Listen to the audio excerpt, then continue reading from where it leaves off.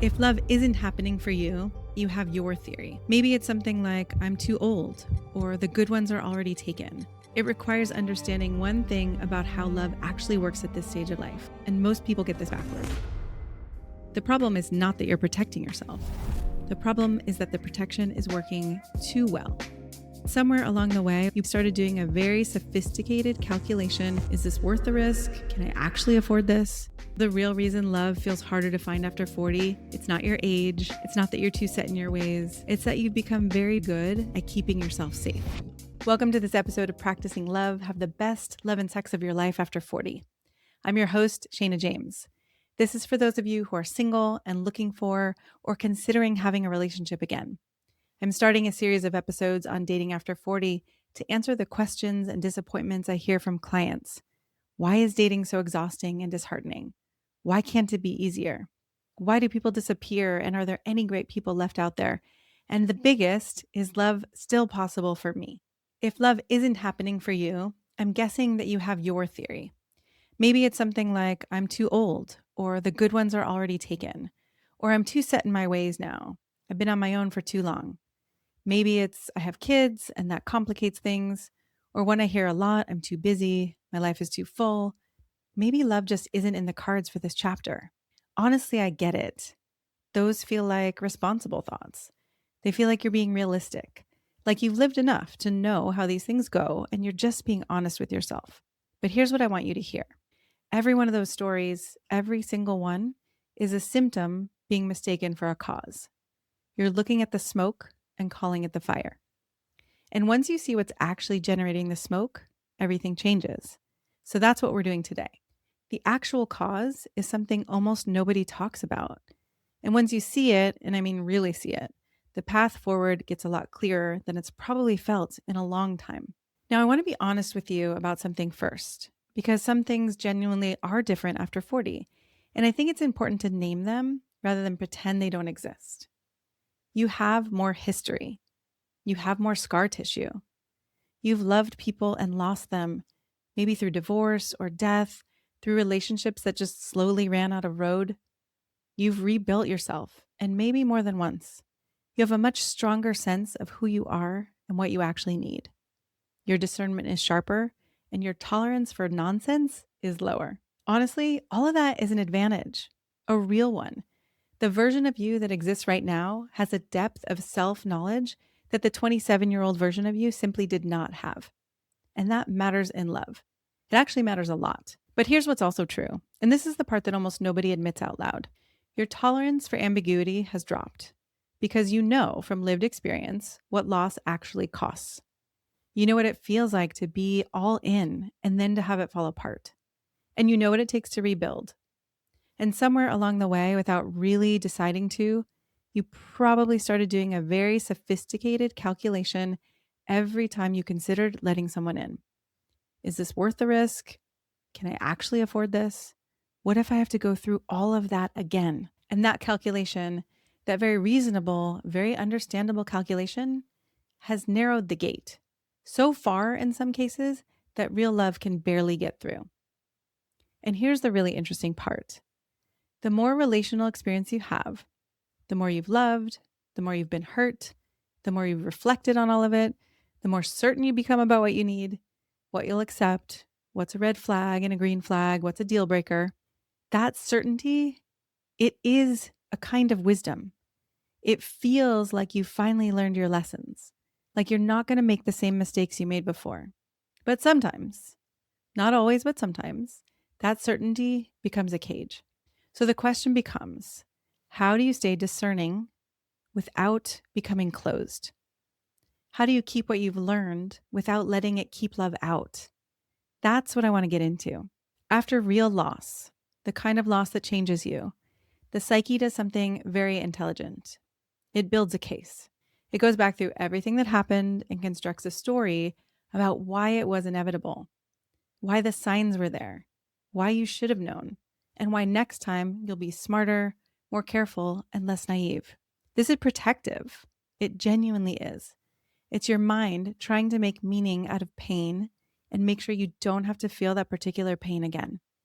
It's not weakness. It's actually brilliant engineering. But here's what engineering looks like in the real world of dating after 40. It looks like overanalyzing someone in the first 2 dates and finding a reason to exit before anything real has a chance to form.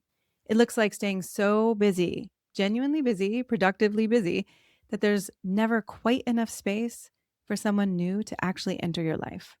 It looks like numbing your desire and telling yourself you don't really need that kind of closeness anymore, that you're fine and that your life is good as it is. It looks like keeping things light, surface level, maybe fun, because that level doesn't hurt. I want to tell you something personal here because I think it matters. There was a version of this that I didn't see in myself for a very long time. I thought I was open. After I got divorced, I genuinely believed I was open. I was doing the work. I was even coaching other people through it. And I understood the theory. But I still had this very subtle but firm wall that I had convinced myself was just good discernment. It took someone I trusted pointing it out to me directly for me to even see it. And when I finally did see it, I actually didn't feel defensive. I felt relieved because I know you can't change something you can't see.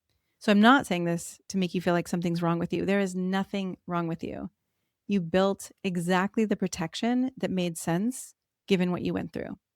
The problem is not that you're protecting yourself.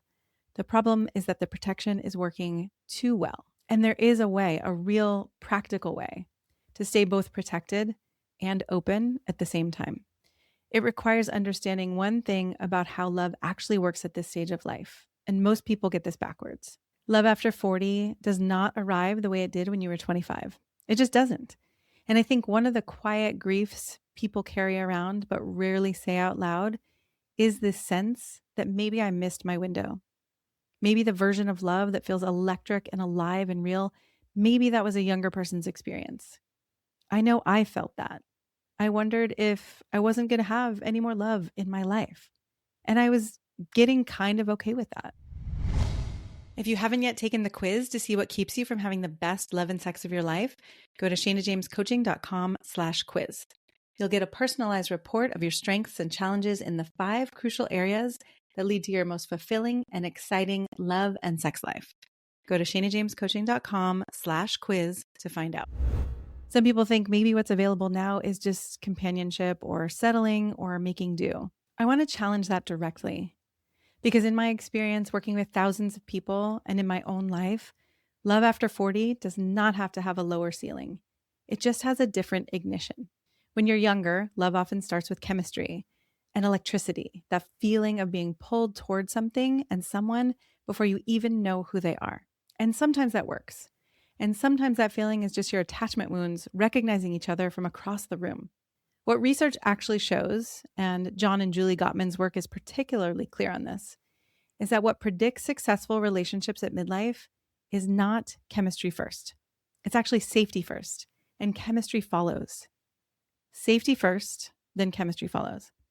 It's not less romantic, it's actually more romantic because the chemistry that grows from real safety and from actually being known and still wanted, it's a depth of feeling that chemistry first relationships rarely ever reach. So what does staying open actually mean in practice? Because I definitely don't mean lowering your standards. And I want to be very clear about that. This is not about accepting less. And before I give you the 3 shifts that actually make this happen for you, I want to name something. Because most people hear the word vulnerability and think they already know what it means. You've read the books, you've done the therapy, listened to the podcasts, and people confidently think they understand it. But vulnerability in theory and vulnerability with a real person sitting across from you are 2 completely different things. And the gap between knowing it and actually doing it, that gap is where most people stay stuck. So stay with me here because this might land differently than you expect. This is about 3 shifts. The first one is moving from performing confidence to practicing vulnerability. These are not the same thing. Performing confidence is showing up on a date as the polished, sorted, capable person you've worked hard to become. Practicing vulnerability is actually letting someone see where you're still figuring it out. The first one is impressive, but it doesn't lead to lasting love. The second one is what's actually connective. The second shift is moving from filtering for perfection to filtering for growth. After everything you've been through, it makes complete sense that you want someone who has it all together. But a person who's genuinely growing, who's willing, who's honest about their growth edges and actively working on themselves, that person will create more love over time, real love, than someone who simply presents well at the beginning. And the third shift, this one may be the hardest and maybe the most important, is moving from waiting until you feel ready to deciding to practice readiness, like the name of this podcast, Practicing Love. Because here's the truth that I come back to again and again with every client I work with. Ready is not a feeling that arrives before you do the thing. Ready is what happens as you do the thing. You don't become available for love by waiting. You become available by practicing availability in small, honest, real ways with other real people. And what that first step of practicing readiness actually looks like in real life, not in theory, with real people and real situations, that's what I want to go deep on next time, because it's not what most people assume it is. I had a client, he was 47. He'd been married for more than a decade and had 2 kids, built a career. And when his marriage ended, he told me very clearly he was done. Not done forever with love, but done for a long time. And I understood. He had every reason to feel that way. A couple years later, he came back to me and he said, I think I'm ready, but I don't know how to start. And he was confident he knew what the block was. He thought it was practical. He thought he needed a strategy, a plan, a place to begin. But what we discovered very quickly was that the block wasn't practical at all. It wasn't that he didn't know how to date or how to meet people. The block was that somewhere in those years, he had stopped imagining love was possible for him. He'd been so certain he understood his own obstacle, and he was looking in the wrong direction. He had very practically, very sensibly, and very unconsciously been telling himself stories that weren't true. And he didn't know. The work wasn't about knowing how to find the right person. The first part was rebuilding his internal permission to want what he wanted, something he didn't even know he'd lost. And 9 months later, he was in the most honest, connected relationship he'd ever been in. He told me he felt like it was nothing like he expected. It felt better.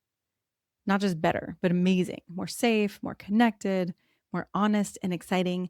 And it was real in a way that his earlier relationships had never been. It's not a fairy tale. It's actually what becomes possible when you stop looking in the wrong place. Love in midlife and beyond can be more connected, more nourishing and supportive, and even more sensual than you've ever experienced before.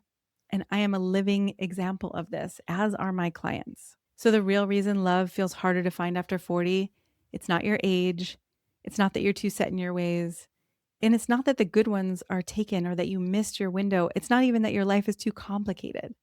It's that you've become very, very good at keeping yourself safe. And that same skill, the one that protected you when you needed protecting, is now keeping love at arm's length. It's not because you're broken. It's not because love isn't available to you, but because your nervous system is still running a protection protocol that made complete sense at the time. It just hasn't been updated yet. And here's what I most want you to take away from this. This is not about your age. This is not about your circumstances. This is about what your system currently believes is safe and real.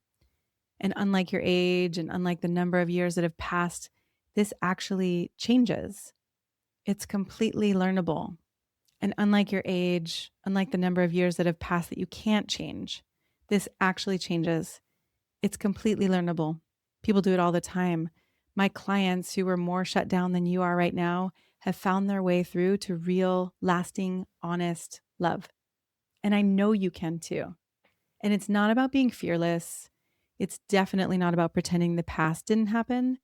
It's about being honest and being willing to look at the protection and ask yourself, is this still serving me?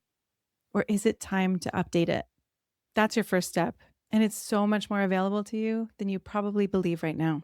In the next episode, I want to get really practical about what the first real opening move looks like, because most people assume it has to be some big, brave, terrifying leap, and it really doesn't. It starts much smaller and much more honest than that. And I think when you hear it, it's going to feel a lot more doable than you expect. Thank you for listening. Thank you for caring about yourself and your own love life enough to spend this time on it. That matters. That itself is a practice of love. I'll see you in the next episode. I'm so glad you joined us for today's episode of Practicing Love. I hope you enjoyed our conversation and gained insight into yourself and your current and past relationships and inspiration for what's possible. If you like what you heard, I'd be so grateful for you to subscribe and write a quick review to help people find us. If you'd like more support in your love life, be sure to get your free copy of my best-selling book, Honest Sex, at shanajamescoaching.com/free. That's shanajamescoaching.com/free. And we'll see you next time.